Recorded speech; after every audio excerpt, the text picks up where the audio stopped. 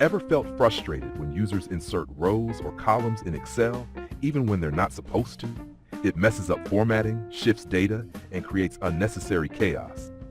Well, here's a simple yet powerful trick to stop them for good. No coding, no complex formulas, just a smart Excel hack. Let's dive in. Step 1, press Ctrl right arrow twice. This takes you straight to the last column of your worksheet. Step 2, now press Ctrl down arrow, and boom, you've reached the last cell of your sheet. Step 3, type anything in this cell. Let's say 3 hashed symbols. Step 4, press Ctrl Home to return to the top. Now let's test it.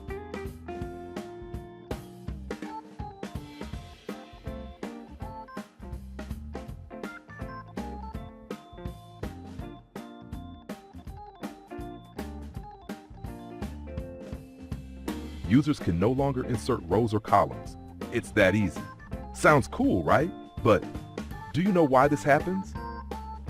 Or let me ask it differently. Why is a new column always inserted to the left?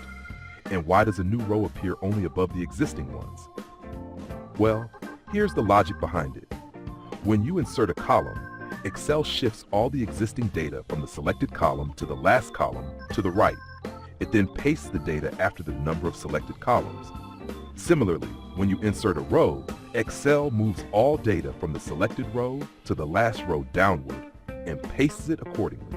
Now, by placing something in the last cell, you're effectively blocking the shifting process. Since Excel can't find enough space to move the data, it prevents the action altogether, making it look like inserting columns or rows has been disabled. Pretty smart, isn't it? Now you know how to control your worksheet like a pro. Try it out and save yourself from accidental edits forever. And of course, don't forget to like and follow for more game-changing Excel tricks.